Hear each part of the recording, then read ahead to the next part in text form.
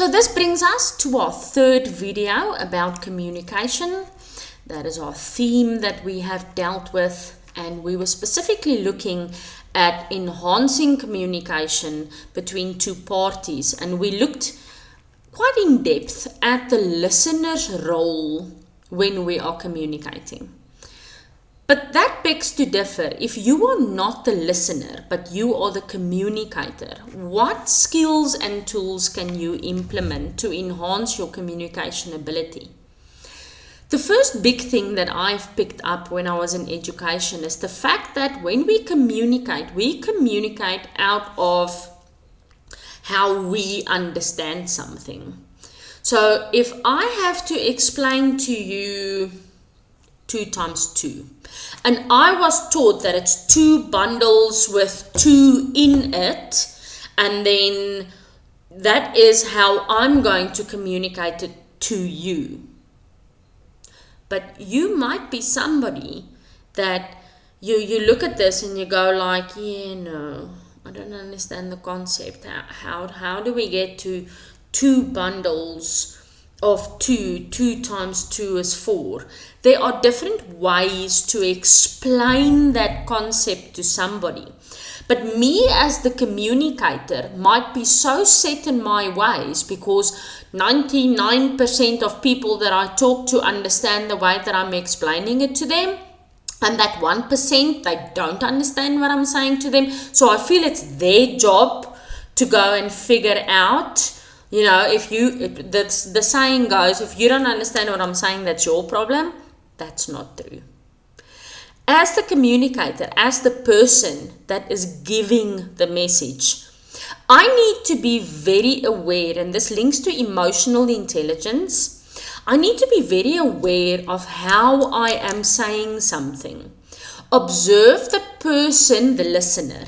Observe the listener while I'm talking. Is that person nodding and going along? Are they frowning and tilting their head to the one side or to the other side?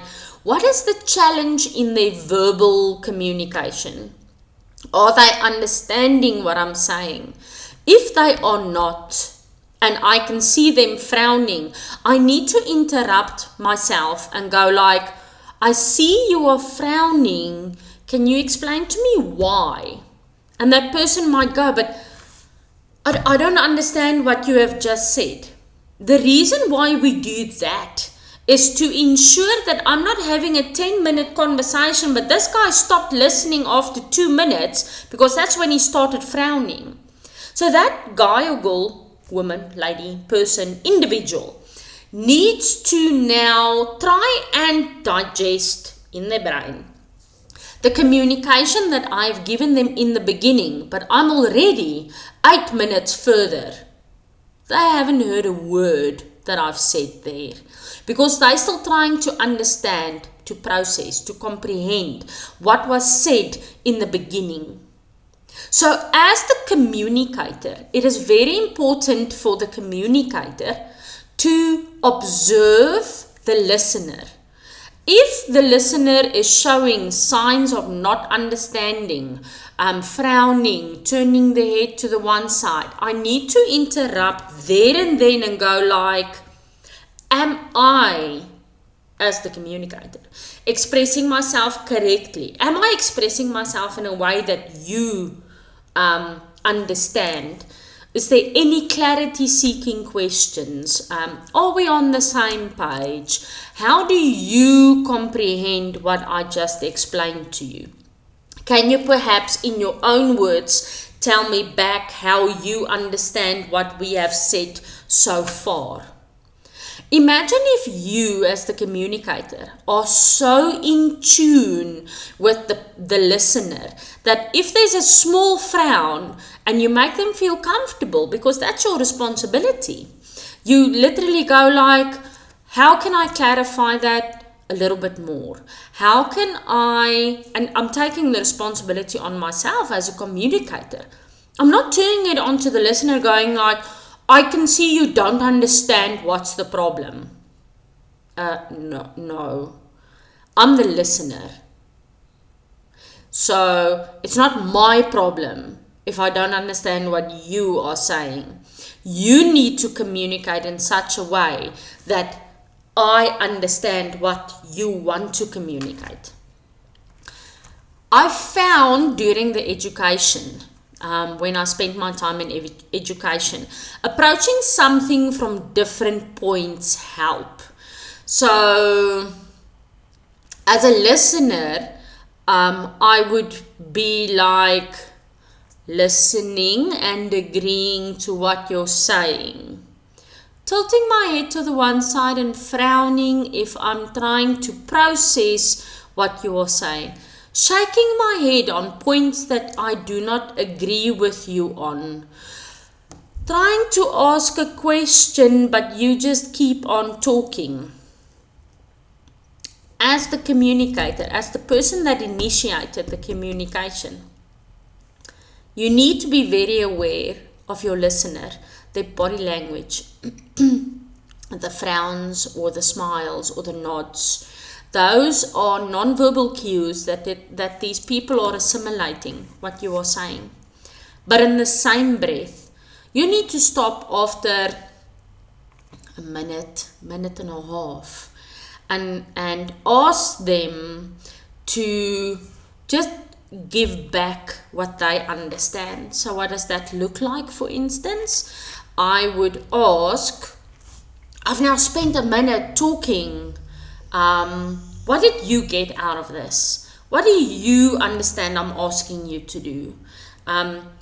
Is there any other way I can explain this to help with the communication? Am I expressing myself correctly?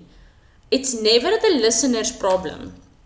It's my responsibility as the communicator to make sure that the people that I'm talking to are understanding it the way that I mean it. I've heard many people go, do you understand what I'm saying? Do you understand what I'm saying? I understand the words that are coming out of your mouth, but my own brain processes, my experiences 2 minutes ago with somebody else, the fact that I had a huge fight with my husband this morning, the fact that my kid vomited all over me and I had to go and change into new clothes, is external factors that have influenced my day. So yes, I comprehend the words that you are spewing out at me, but my brain is not completely focused on what you are saying because I do have other things that are working in. But the moment that somebody goes like, so what do you understand under what we have discussed? You're all of a sudden asking my opinion. The moment you ask my opinion, first off, I feel valued. And second off, I actually need to listen to what you're saying because I have to now give it back. So there are different ways that I will do in my coaching program. I'm not going to do it on YouTube, and I'm shooting myself in the foot. There are different ways that as a communicator, you can enhance your skills as a communicator, but in the same breath, as a listener, how to make things a little bit easier for yourself and to ensure that you are truly understanding the message this person is giving the way they intended the message to be received. And that's a mouthful. But that is all I'm going to do for today. These are our 8 minutes, and I hope that you guys have a lovely week. I'm going to try and do theme-based month for month, but I am going to take off YouTube halfway through the year. So January, February, March, April, May, June, 6 months. So for June, I'm taking off. I'm not going to make any videos in June. We'll pick it up in July again.